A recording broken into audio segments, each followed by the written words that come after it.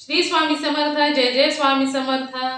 अनंत कोटी ब्रह्मांड नायक राजाधिराज योगीराज अक्कलकोट निवासी सद्गुरु श्री स्वामी समर्थ महाराज की जय. कशा आहात सर्व स्वामी भक्तांनो? तुम्ही सदैव आनंदी राहा ही स्वामींच्या चरणी प्रार्थना. तुमच्या सर्व चांगल्या इच्छा स्वामी महाराज पूर्ण करो आणि आजचा दिवस तुमचा आनंदात जाओ ही स्वामींच्या चरणी प्रार्थना. प्रथम तुम्हा सर्वांचं खूप खूप मनापासून स्वागत आहे आपल्या सर्वांच्या या चॅनलमध्ये. मित्र आणि मैत्रिणींनो, स्वामींचे अनुभव एवढे आहेत की कधी कधी असं वाटतं की स्वामींच्या अनुभवातून खूप काही शिकायला भेटतं. मित्र आणि मैत्रिणींनो, आयुष्यामध्ये कधी कधी एखाद्याचा आत्मविश्वास डगमगला, एखाद्याला वाटलं की आपण काहीच करू शकत नाही, तर त्यावेळेस स्वामींचे अनुभव ऐकल्यानंतर एक विश्वास निर्माण होत असतो. मित्र आणि मैत्रिणींनो, काही असो, कोणतीही वेळ असो, ज्या वेळेस आपण ईश्वराला स्वामींना आपल्या जवळ करतो ना, त्यावेळेस आपण आपल्या आयुष्यातून कोणत्याही वेळेतून बाहेर निघण्याचा आपल्याला मार्ग मिळत असतो.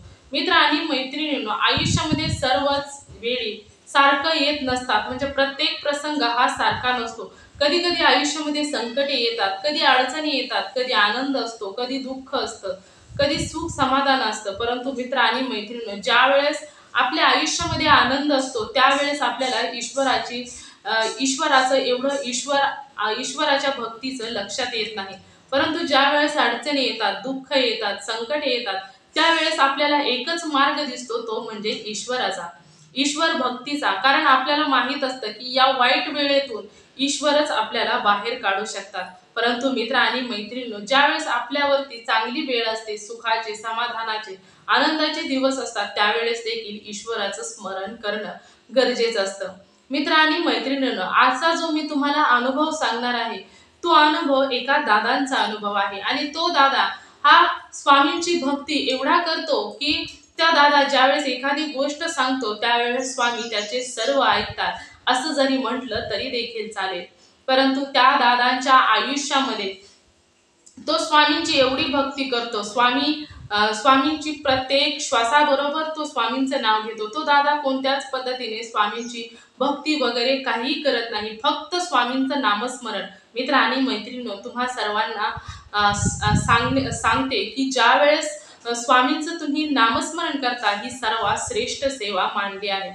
त्यामुळे ते दादा देखील स्वामींचं फक्त आणि फक्त नामस्मरण करायचे. ते कोणत्याही पद्धतीची सेवा वगैरे काही नाही, आणि ते सतत आपल्या जवळ स्वामी आहेत अशाच पद्धतीने गप्पा देखील मारायचे. त्यांच्या आयुष्यामध्ये जे काही चाललं आहे, मग आनंद असो, दुःख असो, अडचणी असो, जे काही असेल ते स्वामींना सतत सांगायचे, म्हणजे मनामध्ये बोलायचे. आणि त्यानंतर असं झालं की एके दिवशी त्यांचं जे डेली रुटीन होतं, त्यांच्या आयुष्यामध्ये असं होतं की जे काही पैसे ते कमावते त्याच्यामध्ये ते सुखी, समाधानी, आनंदी जीवन जगत होते. आणि त्यांच्या घरामध्ये तेच फक्त स्वामींची भक्ती करायचे.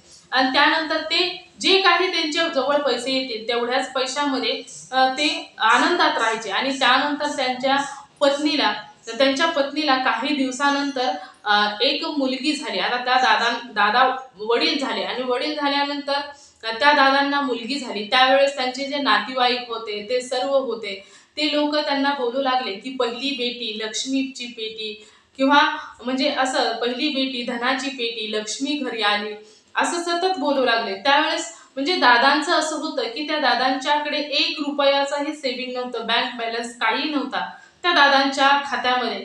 मग त्या दादांच्या मनामध्ये सतत असं यायचं की सर्वजण म्हणतात की पहिली मुलगी झाली, लक्ष्मी घरी आली, पहिली बेटी धनाची पेटी, असे सर्वजण लोक म्हणतात आणि त्यांचे अभिनंदन देखील करायचे. आणि त्या दादांना पहिली मुलगी झाली म्हणून कोणत्याही प्रकारचं वाईट वगैरे वाटत नव्हतं, कारण स्वामी समर्थ ही स्वामींनी दोन्हीही रूप धारण केली, त्यामुळे ते स्वामींचाच एक प्रसाद म्हणून स्वीकार करत होते. आणि त्यांना पहिली मुलगी झाली होती, त्यामुळे आनंद हा भरपूर झालेला होता. परंतु ते दादा असे होते की मासिक धर्म, सुतक, विटाळ काही पाळत नव्हते. त्यांना कोणत्याच गोष्टीवर म्हणजे विश्वास वगैरे काही नव्हता. त्यांना कधीच या गोष्टींवर विश्वास कधीच बसला नव्हता, त्यामुळे या गोष्टी ते कधी मानतच नव्हते. आणि त्यानंतर त्यांची जी पत्नी होती ती माहेरी होती. आणि त्यानंतर ते असं झालं की ते स्वामींच्या दर्शनाला गेले, स्वामींचं दर्शन घेऊन घरी आले. आणि घरी आल्यानंतर ते सतत स्वामींचं नाव देखील घेत होते. आणि घेत असताना ज्यावेळेस स्वामी प्रवास करत होते आणि स्वामींचं नामस्मरण चालू होतं, त्यावेळेस अचानकच त्यांना जी लोक बोलत होती ते आठवू लागलं. आणि असं आठवू लागलं की त्यांना त्या मुलीचा, त्यांच्या बाळाचा चेहरा त्यांच्या समोर आला. ते हसून म्हणजे स्वतः खुश होते आणि त्यानंतर हसले. हसल्यानंतर लोक अशी म्हणतात की पहिली बेटी, धनाची पेटी, लक्ष्मी आली तुमच्या घरात. म्हणजे प्रत्येकाला असं वाटतं की घरात पहिली मुलगी झाली की घर धनसंपत्तीने भरून जातं. परंतु ते वेगळाच आनंद असतो. ज्यावेळेस घरामध्ये पहिली मुलगी येते त्यावेळेस सुख, समाधान, आनंद म्हणजे घरामध्ये एक खिलखिलाट असतो.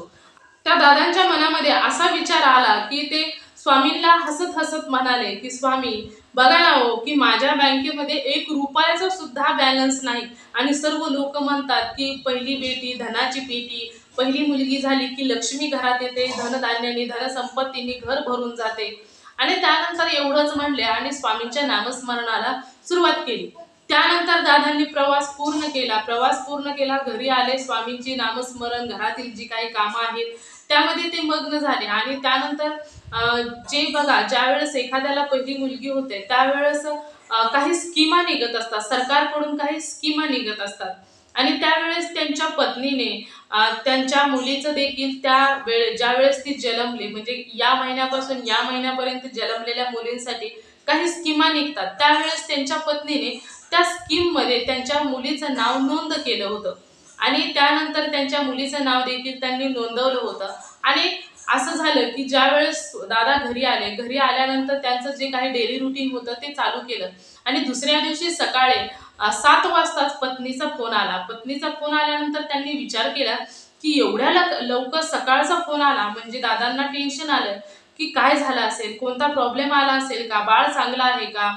आणि त्यानंतर त्यांना टेन्शन आलं. परंतु कारण त्यांची पत्नी ही नेहमी दुपारची सर्व म्हणजे निवांत असल्यानंतर फोन वगैरे करायची, त्यामुळे त्यांना टेन्शन आलं. त्यानंतर त्यांनी फोन उचलल्यानंतर पत्नीने त्यांचं अभिनंदन केलं. आणि अभिनंदन का केलं हे दादांना आश्चर्य वाटलं की माझ्या पत्नीने माझं अभिनंदन का केलं. तर त्यावेळेस तिनं सांगितलं की तुमची मुलगी जन्मली या महिन्यामध्ये आणि या महिन्यापासून या महिन्यापर्यंत अशी स्कीम होती सरकारची आणि त्या स्कीम मध्ये मी आपल्या बाळाचं नाव देखील नोंद केलं होतं. आणि ते नाव नोंद केलं त्यामध्ये आपल्या मुलीचं जी सर्व फॉर्मॅलिटी जी होती ती पूर्ण केल्यानंतर तो फॉर्म अप्रुव्हल झाला आणि तिचं सिलेक्शन झालं. आणि सिलेक्शन असं झालं की तुमचं बँक खातं मी दिलं होतं आणि त्या बँक खात्यामध्ये 1 लाख रुपये तिच्या नावाचे जमा होणार आहेत आणि ते आज संध्याकाळपर्यंत जमा होतील. कारण बँकेकडून असं सांगितलेलं आहे की इथे ती नोंद झालेली आहे आणि तिचं संध्याकाळपर्यंत पैसे तुमच्या खात्यावरती जमा होतील. अशा पद्धतीने दादांच्या खात्यामध्ये 1 रुपयाचाही बॅलन्स नसताना त्यांच्या खात्यामध्ये 1 लाख रुपये जमा झाले. मित्र आणि मैत्रिणींनो, हे सर्व झाले ते स्वामींच्या कृपेने झाले. त्यावेळेस दादा अगोदरच स्वामींचे खूप मोठे भक्त होते. त्यावेळेस दादा देखील हसले, काय हो स्वामी, किती हो तुमची लीला. स्वामींना म्हणाले की मी तुम्हाला बोलत बोलत सहज बोलून गेलो की मला अशी लोक म्हणत आहे की पहिली बेटी, धनाची पेटी आणि पहिली मुलगी झाली की घरामध्ये लक्ष्मी आली. आणि मी तर तुम्हाला सहज लोक अशी बोलत आहेत म्हणून मी तुम्हाला सांगून गेलो. आणि तुमची लीला किती आहे मी तुम्हाला सहज सांगितलं आणि तुम्ही एका रात्रीत माझ्या खात्यावरती 1 लाख रुपये मुलीच्या नावे जमा केलं. म्हणजे मला आता कोणत्याच प्रकारचं टेन्शन घेण्याची गरज नाही. तुम्ही आहे म्हटल्यानंतर माझ्या आयुष्यामध्ये कोणत्याच प्रकारचा विचार किंवा मी यापुढे काय करावं, काय करू नये या कोणत्याच गोष्टीचा विचार करण्याची गरज नाही. आणि अशा पद्धतीने दादांच्या आयुष्यामध्ये बँक बॅलन्स कोणत्याही प्रकारचा नसताना सुद्धा दादांच्या खात्यामध्ये 1 लाख रुपये स्वामींनी जमा केले असं जरी म्हटलं तरी हरकत नाही. कारण फॉर्म भरला आणि त्यावेळेस फॉर्म भरलेला तर दादांना याविषयी काही माहिती नव्हतं. जन्मल्यानंतर त्या बाळाचा फॉर्म भरण्यात आला आणि त्यानंतर लगेचच काही दिवसानंतर म्हणजे दादांच्या पत्नीला देखील लगेचच सांगावंसं वाटलं नाही. कारण कधी कधी काय होतं की आपण एखादा फॉर्म भरतो परंतु त्याचं सिलेक्शन होतं किंवा होत नाही.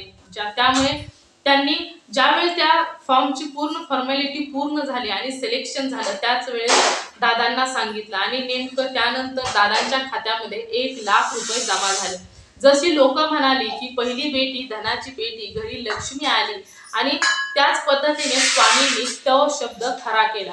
त्यानंतर दादांच्या आयुष्यामधील सर्व अडचणी स्वामींनी दूर केल्या।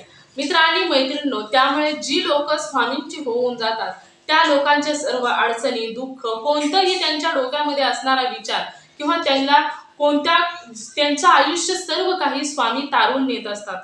मित्र आणि मैत्रिणींनो, आयुष्यामध्ये कोणती वेळ कधी कशी येईल कोणीही सांगू शकत नाही, परंतु त्या वेळेवरती समाधान हे फक्त आणि फक्त स्वामी आहेत आणि त्यानंतर आयुष्यामध्ये सर्व अडचणी दूर होतात। मित्र आणि मैत्रिणींनो, आयुष्यामध्ये कोणती परिस्थिती कधी वेळ आपल्याला माहित नसतं की कधी काय होईल। त्यानंतर या आयुष्यामध्ये सर्व काही गोष्टी ज्यावेळेस स्वामींच्या हातामध्ये असतात त्यावेळेस सर्व काही सोपं होऊन जातं।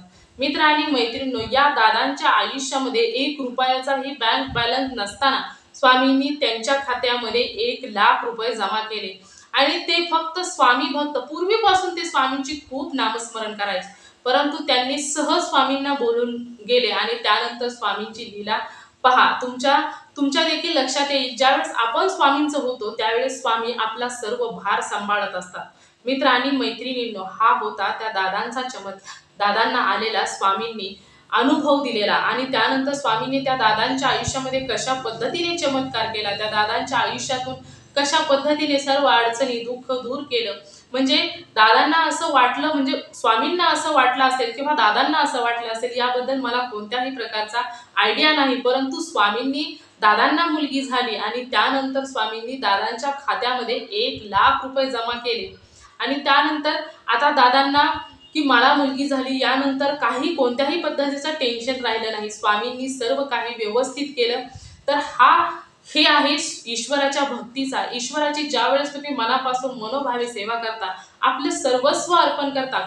खूप लोकांना असं टेन्शन असतं की माझ्याकडे एवढे पैसे नाहीत, मी आता घर कसं बांधणार, माझ्याकडे पैसे नाहीत, मी मुलांना शाळा कशी शिकवणार, माझ्याकडे हे नाही ते नाही, मग मी काय करू, अशा पद्धतीचं खूप टेन्शन असतं। तर मित्र आणि मैत्रिणींनो, कोणत्याही पद्धतीचं कोणतंही टेन्शन घेण्याची गरज नाही। ज्यावेळेस तुम्ही स्वामींची भक्ती मनापासून करता, ज्यावेळेस तुमचं सर्वस्व स्वामींच्या चरणाशी अर्पण करता, त्यावेळेस तुम्हाला कोणत्याच पद्धतीचं टेन्शन घेण्याची गरज नसते। मित्र आणि मैत्रिणींनो, जिथे स्वामी आहेत तिथे सर्व काही अशक्य काहीच राहत नाही, सर्व काही शक्य होऊन जातं, कारण स्वामी सर्वांना म्हणत असतात की भिवू नकोस, मी तुझ्या पाठीशी आहे आणि अशक्य हे शक्य करणारे स्वामी आहेत। त्यामुळे तुम्ही मनापासून मनोभावे स्वामींची भक्ती करा, मनापासून मनोभावे सर्वस्व स्वामींच्या चरणाशी अर्पण करा आणि स्वामींचे होऊन जा। मित्र आणि मैत्रिणींनो, तुम्ही सर्वजण सदैव सुखी राहा, समाधानी राहा, आनंदी राहा, ही स्वामींच्या चरणी प्रार्थना करते। आणि तुम्हाला जर श्री स्वामी समर्थांचा आजचा हा अनुभव कसा वाटला नक्कीच मला कमेंट करून सांगा आणि तुम्हाला जर स्वामींचा अजून एखादा अनुभव आलेला असेल तर तो नक्कीच माझ्याबरोबर शेअर करायचा आहे। तुमचा अनुभव ऐकून जर एखादा भक्त स्वामी भक्तीमध्ये आला तर याचे पुण्य तुम्हालाच मिळणार आहे, त्यामुळे तुम्ही तुमचा अनुभव नक्की शेअर करायचा आहे। मित्र आणि मैत्रिणींनो, तुम्ही सर्वांनी मिळून माझा व्हिडिओ शेवटपर्यंत ऐकला त्याबद्दल मी मनापासून तुम्हा सर्वांची खूप खूप आभारी आहे। आता पुन्हा भेटूया श्री स्वामी समर्थांच्या अशाच एखाद्या सत्य अनुभवाबरोबर। तोपर्यंत श्री स्वामी समर्थ, जय जय स्वामी समर्थ। धन्यवाद।